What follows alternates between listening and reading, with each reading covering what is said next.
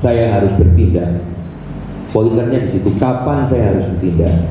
Jangan sampai kemudian belum saatnya sudah ada yang maju duluan. Akhirnya program 01 tidak berjalan.